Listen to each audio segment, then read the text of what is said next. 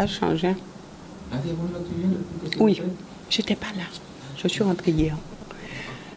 Bonsoir à tous, c'est un plaisir pour moi de vous retrouver pour cette émission politique. Ce soir, je reçois Harry Durimel, qui est le maire de la ville de Pointe-à-Pitre. Avec lui, nous ferons un petit tour, je dirais, de l'actualité, mais nous parlerons essentiellement des finances de la ville de Pointe-à-Pitre. Harry Durimel, bonsoir et merci d'être avec nous. Bonsoir Église, bonsoir à la Guadeloupe et singulièrement au Pointe-Trois. Harry Durimel, alors, deux sujets d'actualité. Il y a tout d'abord ce décès de deux agents de la collectivité régionale, mais pas que, puisqu'il ne faut pas oublier les trois autres personnes qui étaient présentes dans cet avion. Vraiment un drame qui a marqué toute la Guadeloupe. Alors, est-ce que c'était des personnes que vous connaissiez, puisqu'on sait que ces personnes étaient parties en mission pour le compte du conseil régional? Est-ce que vous avez connu notamment Jean-Gabriel Quilin?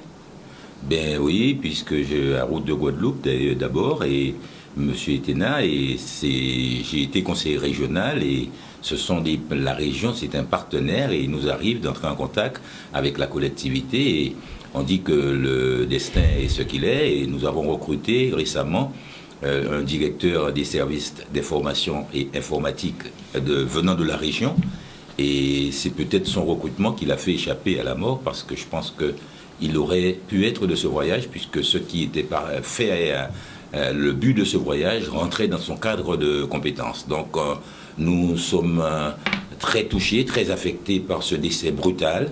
Et personnellement, il m'arrive de prendre des petits avions de ce type pour aller à la Dominique et je ne vous cache pas que j'ai eu froid au dos quand j'ai entendu cet accident et mes parents, mes amis qui me disent souvent « Harry, pas prendre ces petits coucous-là, ça donne à Vous avez réfléchir. » peur maintenant?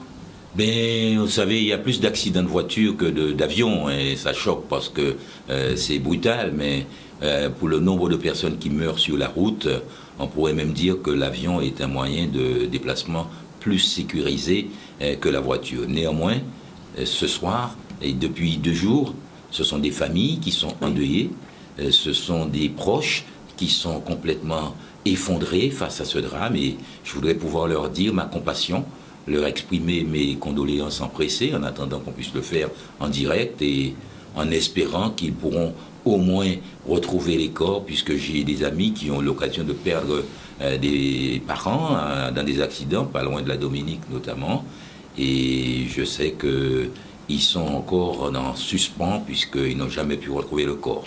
Donc nous espérons que relativement, on peut dire qu'ils auront ce commencement de soulagement si on arrive jusqu'à l'épave et que les corps peuvent être remontés.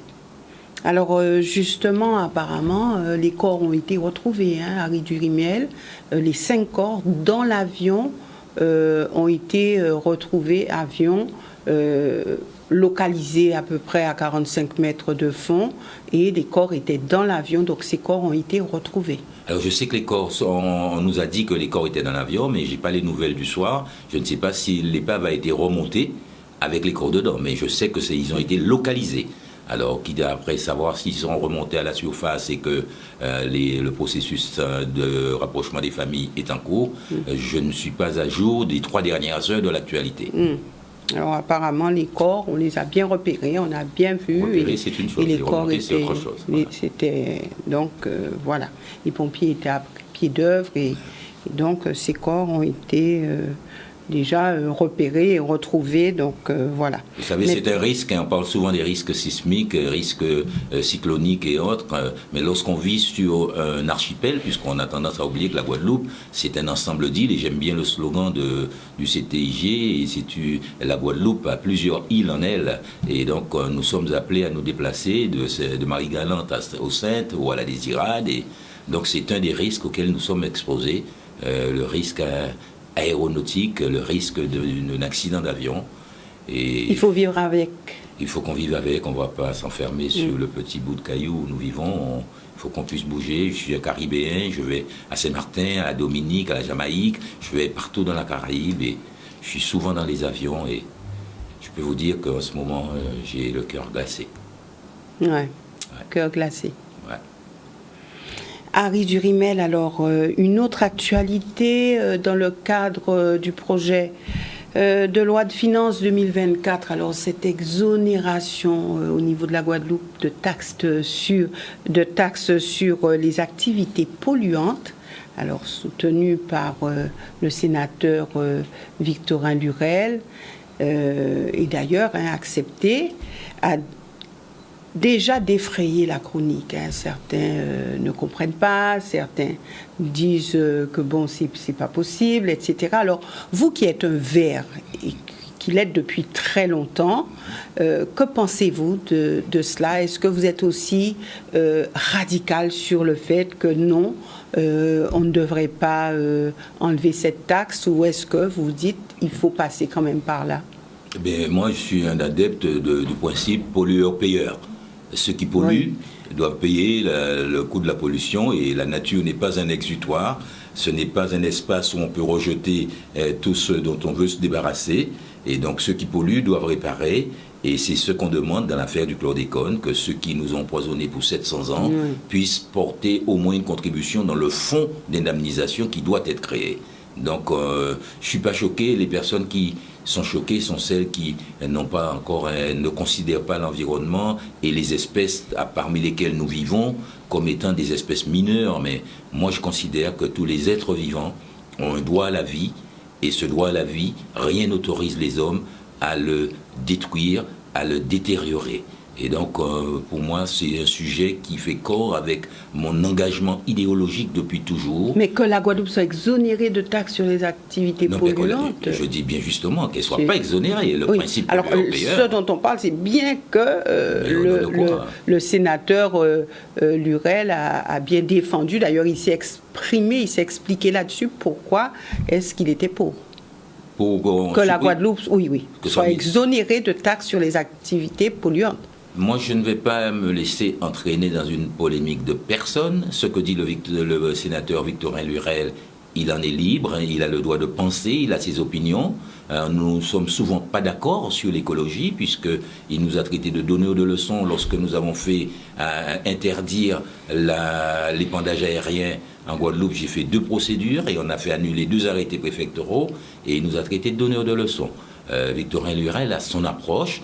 Ce n'est pas le sujet, Victorin Lurel. Le sujet, c'est que notre nature, notre environnement ne peut pas être pollué impunément. Ceux qui le polluent doivent réparer, tenter de le dépolluer, et si cela a causé préjudice aux gens ou à d'autres espèces, ça doit être réparé. Je ne vois pas pourquoi nous devrions être exonérés d'une taxe qui a pour but d'instaurer une police de l'environnement. Et quand je vois ce que nous endurons à Pointe-à-Pitre, quand je vois comment les gens déversent leurs déchets dans des espaces, vont jeter leurs matériaux de chantier dans des coins de rue, moi je vais à Pointe-à-Pitre instaurer la traque aux pollueurs, la traque de ceux qui salissent la ville et qui vont eux-mêmes faire des photos pour dire que la ville est sale. Donc en aucun cas, je ne peux penser en exonération, mais pense plutôt en sanction pour ceux qui polluent. Comment sanctionner? Et surtout, est-ce que vous pourrez être, en tout cas, mener ce combat-là? On connaît que, Pointe-à-Pitre, comment ça fonctionne. Alors, comment pourrez-vous faire? Est-ce que ce n'est pas un combat perdu d'avance? Ben non, moi je pense qu'il faut se donner les moyens. Pour l'instant, nous ne les avons pas, ces moyens. Notre police municipale a perdu 9 éléments de ses effectifs ces 4 dernières années. Nous sommes autorisés dans le cadre du quorum des personnes qui partent à la retraite et qui ne sont pas remplacées, 1 ou 2 personnes qui ont changé de collectivité. Et donc, Pointe-à-Pitre n'a pas encore les moyens. Mais j'ai demandé à un policier municipal de réfléchir là-dessus, et d'ailleurs, c'est l'occasion pour moi de lui rendre hommage, de le féliciter, Robert Gauthiero, qui a dressé un rapport pour que Pointe-à-Pitre puisse se doter d'un vrai service environnement avec les moyens de poursuivre, d'abord de sensibiliser, d'éduquer, mais de passer un moment à la sanction contre ceux qui gâchent le cadre de vie des autres. Donc, c'est dans l'air du temps, puisque l'environnement n'est plus un lieu où on se débarrasse de tout. Nous sommes un élément de la biodiversité. Si les autres espèces nous déversaient leurs éjections et autres dans nos plats, quand un oiseau passe et qu'il lâche quelques extractions dans nos plats, on n'est pas content. Si un chien lâche quelques crottes sur notre chemin, on n'est pas content. Donc nous, les hommes aussi, nous devons respecter l'équilibre de la biodiversité. Et moi, je pense que pour ce travail-là, ça fait longtemps qu'il est en cours. Il est temps qu'on puisse maintenant sonner la fin du jeu, quoi. Il est temps qu'on puisse respecter l'environnement, c'est se respecter soi-même. Respecter l'environnement, c'est respecter l'homme. Ouais. Donc votre combat continue, ça on l'a compris. Absolument. Maintenant, nous parlons de sujets sensibles, un sujet qui a défrayé la chronique plus d'une fois, les finances de la ville de Pointe-à-Pitre. Alors c'est vrai qu'au départ, ça a été une guerre de chiffres, on ne comprenait pas trop quel était le déficit de la ville, le pourquoi aussi, les vraies raisons, etc. Est-ce qu'on peut dire qu'aujourd'hui, à Ridurimel, on y voit plus clair dans tout cela? Vous savez, ceux qui tentent de jeter la confusion le font à dessein parce qu'ils sont responsables de cette dégradation de la situation financière. Mais pour ne pas croire à Ridurimel, je vous propose qu'on se retienne les chiffres de l'institution qui a pour mission de contrôler les comptes des personnes publiques, en l'occurrence la Chambre régionale des comptes.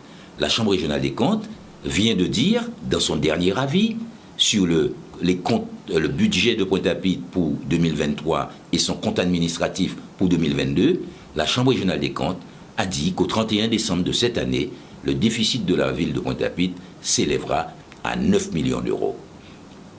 Quand on est arrivé, c'était... S'élèvera.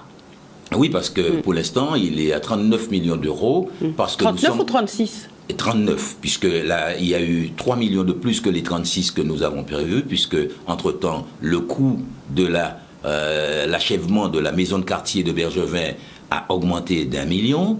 Le déficit de la caisse des écoles a encore cru d'environ 1 million. Nous avons dû faire un échéancier pour payer des cotisations qui n'ont pas été payées pour le personnel de la caisse des écoles qui risquait de ne pas pouvoir partir à la retraite parce que nous étions débiteurs face à la Caisse nationale de retraite des collectivités locales. Donc il y a eu 3 millions de plus au déficit, donc c'est 39 millions. Mais comme nous sommes en train de réaliser une opération de cession d'actifs pour réaliser ce qu'on appelle le renouvellement urbain de Pointe-à-Pitre, réinventons la Pointe, c'est le nom de l'opération baptisée par la SIG, qui va consister à démolir progressivement, mais en attendant à réparer les résidences de Mortenol, de Luisy-Mathieu et de Bergevin et de la Cité des Fonctionnaires. Grâce à cette opération qui nous permettra d'améliorer le cadre de vie des gens qui habitent dans ces quartiers, nous allons aussi récupérer 30 millions d'euros. La SIG a proposé 23 millions au terme d'une année de négociation, puisque le Conseil m'a donné pouvoir de négocier. En négociant à la hausse, nous avons obtenu 30 millions d'euros. Voilà pourquoi la Chambre régionale des comptes, qui n'avait pas accepté que nous les inscrivions en 2022, ces 30 millions d'euros, a accepté, compte tenu du fait que les promesses de vente sont aujourd'hui signées, la Chambre régionale des comptes accepte d'intégrer dans nos chiffres ces 30 millions d'euros et on devrait finir l'année à 9 millions d'euros, si ce n'est pas mieux. Nous espérons, selon la rigueur que nous appliquons, nous espérons finir vers 5-6 millions d'euros cette année. Alors, lors du dernier rapport de la Chambre régionale des comptes, elle disait qu'il fallait encore, elle reconnaissait que vous avez fait des efforts, mais qu'il fallait encore poursuivre. Et elle vous demandait de vous orienter vers une taxe sur le foncier bâti. Alors, est-ce que c'est toujours d'actualité pour vous ou est-ce que vous vous dites, si on arrive à redresser plus, on n'aura pas besoin d'aller jusque-là?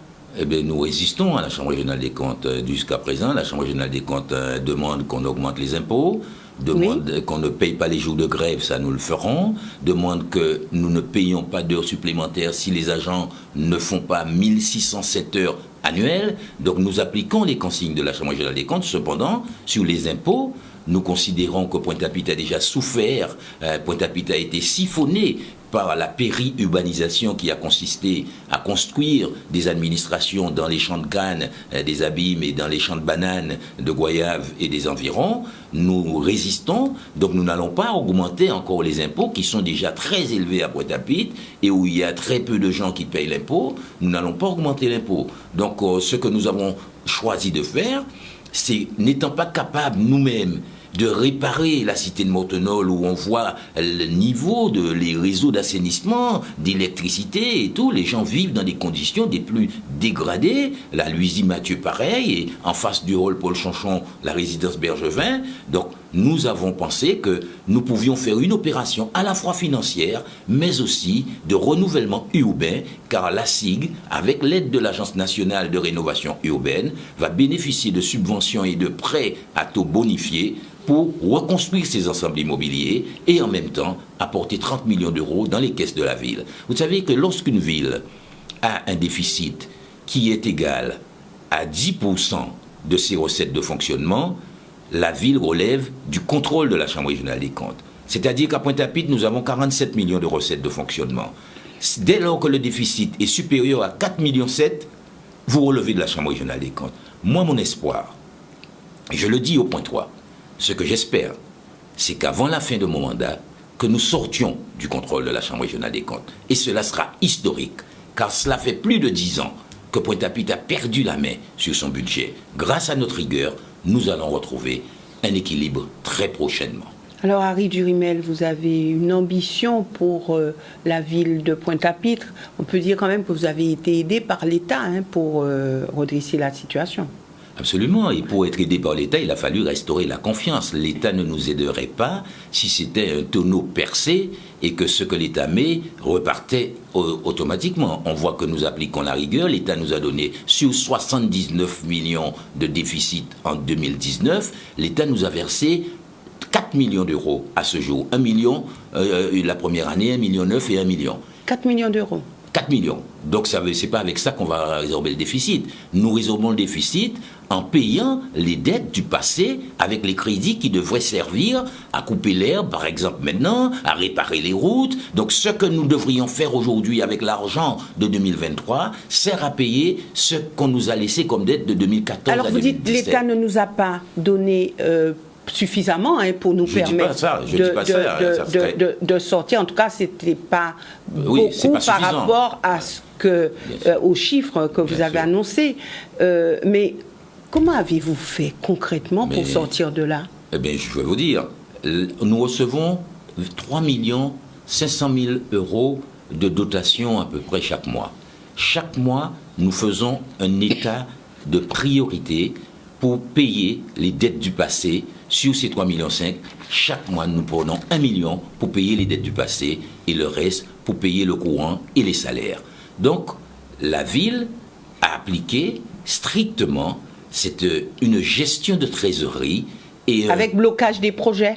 Mais nécessairement, quand les gens voient que l'herbe pousse partout et que nous ne pouvons pas couper, c'est que les entreprises qui ont coupé l'herbe naguère ne sont pas payées. Nous les payons d'abord, l'arriéré, et c'est pour cela qu'aujourd'hui nous avons pu passer des marchés qui vont être valables pour les 3 années à venir. Avec 11 entreprises, nous avons divisé la ville en 11 secteurs et les points 3 se rendent bien compte que l'herbe est coupée depuis 1 ou 2 semaines par les entreprises que nous avons pu enfin choisir, car nous pourrons les payer. Parce que ce que nous pratiquons, c'est la comptabilité d'engagement. Lorsqu'on m'emmène un bon à signer, s'il n'a pas le visa de la comptabilité, s'il n'est pas inscrit que ces crédits existent, je ne signe pas le bon. On peut dire que les entreprises précédentes étaient surpayées? Je ne dis pas ça, je dis qu'elles n'étaient pas payées, pour beaucoup. Depuis que nous sommes là, nous avons payé 24 millions d'euros de factures antérieures qui étaient à la perception. Et c'était tellement engorgé que l'État nous a dit un moment, pour nous verser 1 million d'euros du quorum, on nous a demandé d'envoyer la liste des factures des petites entreprises pour qu'elles soient payées en priorité. Et l'État a payé pour nous 1 million d'euros sur 24 millions d'euros qui étaient en rade à la perception. Donc, c'est par des sacrifices. Et quand je dis que nous résorbons le déficit, c'est pas moi. C'est beaucoup les points 3 qui ont fait des sacrifices en les privant de ce dont ils ont besoin maintenant. en acceptant que nous ne puissions pas boucher les trous. Quand vous voyez certains fossés qui sont dans la route à l'Oasis pour entrer dans des cités comme Karuikera, Jamaïca et autres, moi j'ai honte. Mais le fait de redresser, puisque c'est ce que vous dites, on devra redresser, de toute façon, on va y arriver.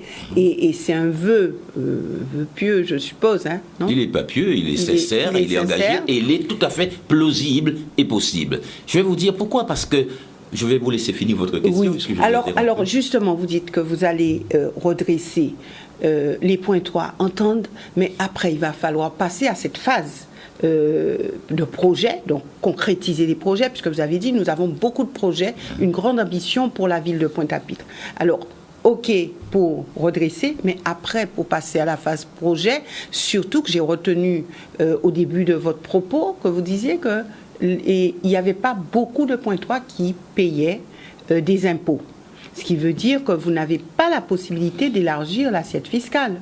Alors, nous espérons, et dans le cadre du dispositif Action Cœur de Ville, il y a plus d'une centaine de projets d'investissement à Pointe-à-Pitre, et nous accompagnons ces porteurs de projets pour permettre que la ville puisse retrouver un dynamisme économique. Et c'est en cours. Nous voyons bien que c'est une nouvelle génération de quadras qui investissent à Pointe-à-Pitre. Il y a l'hôtel Victoire, il y a le cinéma La Renaissance dont les travaux vont commencer. On était encore en réunion cet après-midi avec Cap Excellence et la sous-préfecture pour reconstruire la façade d'abord et l'investisseur qui a été choisi pour qu'on reconstruise les cinémas et autres. Donc derrière. Ça fera encore des cinémas? Mais il y a des cinémas, des restaurants, des magasins. C'est un ensemble où il y aura encore la Renaissance va renaître. Et donc ça, je pense que beaucoup de points 3 l'attendent. Et nous pensons qu'avec ce bouillonnement économique qui est en cours et que personne ne peut nier, à la rue Achille René Boisneuf, dans les faubourgs de Pointe-à-Pitre, où il y a des jeunes qui investissent sur des anciennes bâtisses qui rénovent pour pouvoir créer des projets. Donc nous pensons que la ville va retrouver, nous serons plus nombreux à payer moins d'impôts. Et d'une manière générale... Plus nombreux à payer moins d'impôts. Mais oui, parce que quand on est peu à payer, c'est lourd, l'assiette fiscale étant réduite et ayant moins de contributeurs, avec beaucoup de charges, le fardeau est plus lourd pour le peu qui paye les impôts. Donc nous espérons... Vous avez l'ambition de faire revenir combien d'investisseurs? Je vous dis qu'il y a 100 projets qui sont en cours. Il y a une centaine de projets en cours. Avec le projet Karuikera Bay, nous avons encore une fois, nous sommes en discussion avec le grand port maritime de Guadeloupe et le projet Karuikera Bay vise à valoriser le littoral. Pointe-à-Pitre, c'est une ville qui a plus de 11 km de littoral. Sur ce littoral, quand on regarde ce qu'on a fait à Miami, à Bayside, Pointe-à-Pitre n'a rien à envier à Bayside et nous espérons créer un vrai dynamisme le long de notre littoral qui a été oublié, dont la ville est coupée par des grilles qui font que beaucoup de Pointois ne savent même pas qu'au bout de la rue Frébeau, c'est la mer. Au-delà, il y a un projet pour la place de la Victoire. La place de la Victoire, l'État nous a accordé une subvention de 1 600 000 € pour la première phase. Les études sont en cours. La place de la Victoire va connaître un lifting, un renouvellement, en même temps que la sous-préfecture qui est en travaux, et en même temps que la Renaissance va sortir de terre. Vous savez que lorsque nous sommes arrivés, on ne pouvait même pas passer à la rue du commandant Mortenol. Aujourd'hui, la place de la Victoire, grâce à M. Pombo, qui est un jardinier, un employé de la ville qui est en permanence sur la place de la Victoire, j'ai vu des gens étendre leurs carpettes et faire la sieste sur la place de la Victoire. Je vois le soir les marchands de pistaches, de bokit et autres, le bouillonnement qu'il y a sur la place de la Victoire aujourd'hui, où il y a de la lumière, où les gens vivent leur place de la Victoire. Donc, ceux qui ne veulent pas voir que Pointe-à-Pitre est en train de se renouveler sur elle-même sont de mauvaise foi. C'est douloureux, c'est lent, parce que lorsqu'on n'a pas d'argent, on doit faire plus lentement pour faire raisonnablement. Mais Pointe-à-Pitre est une ville qui est en train, une belle endormie, qu'a dit TF1 dans un reportage. Alors, une belle endormie. Qui se réveille. Mais avec un talon d'Achille qui est le Centre des Arts à Rédurimel. Les points 3 vraiment s'interrogent sur le devenir du Centre des Arts. Et pour certains, c'est vraiment la plaie de Pointe-à-Pitre. Est-ce une réalité? Mais c'est une plaie. Et c'est une plaie que j'ai au visage tous les matins. Depuis que nous sommes arrivés, c'est une friche que je regarde avec beaucoup de douleur au cœur de voir que le Centre des Arts petit comme il était, il avait pu héberger un concert de Miles Davis. On a voulu faire un grand temple de Yamoussoukro. On a vu plus grand comme d'habitude. On a voulu faire plus que la ville ne peut payer. Et on a passé le fardeau à Cap Excellence. Et aujourd'hui, c'est en train de mourir sur les bras de Cap Excellence qui cherche 22 millions d'euros pour ajouter aux 17 millions qui sont déjà passés pour arriver à ce qu'on voit là, ce gros gâchis. Donc nous ne désespérons pas. Il faut détruire le Centre des Arts, il faut s'en débarrasser. Je ne pense pas qu'il faut en arriver là parce que psychologiquement, si vous dites ça et si je m'associe à ça, je suis mort. Je vous dis que le Centre des Arts doit accepter l'idée que c'est en mariant investissement privé et fonds publics, fonds privés et fonds publics, que nous allons arriver à donner vie à ce Centre des Arts. Je garde l'espoir que le Centre des Arts vivra. Mais il n'y a pas d'argent. On a fait 17 millions d'euros de travaux, c'était prévu que ça s'achève à 17 millions. Aujourd'hui, qu'on a dépensé 17 millions, on se rend compte qu'il en faut 39. Donc il manque 22. Et ni l'État, ni la région n'ont encore accepté de mettre. Cap Excellence a mis 17 millions sur ses fonds propres. Donc la ville de Pointe-à-Pitre ne peut pas mettre. Donc nous sommes membres de Cap Excellence et Cap Excellence perçoit à notre place la contribution foncière des entreprises, un impôt que payent les acteurs économiques de Pointe-à-Pitre, mais qui va à Cap Excellence. Et nous considérons aujourd'hui que Cap Excellence nous doit à Pointe-à-Pitre 5 millions d'euros en termes d'attribution de compensation, vu le déséquilibre qu'il y a entre ce que nous versons à Cap Excellence et ce qu'on nous donne en retour. Quand je vois l'État des zones d'activité économique de Bergevin, le centre-ville, quand je compare à la zone d'activité de Dugazon et de Beau-Soleil à Bémaro, on voit bien que Pointe-à-Pitre, le compte n'y est pas. Donc nous nous battons, nous sommes en discussion, puisque j'ai d'excellentes relations avec le président Jalton. Nous sommes parvenus à le convaincre qu'il y a un manque à gagner pour Pointe-à-Pitre. Nous espérons le retrouver, mais pour le Centre des Arts, Pointe-à-Pitre a déjà donné. Et nous ne pouvons pas mettre plus. Nous cherchons avec la communauté d'agglomération, nous cherchons les financements ailleurs, au niveau européen, au niveau de l'État, mais ça ne peut pas rester comme ça. Et le Centre des Arts vivra, j'en suis convaincu. Merci Harry Durimel. Malheureusement, le temps est trop court pour justement parler de Pointe-à-Pitre parce qu'il y a beaucoup d'autres sujets à voir, la sécurité, etc.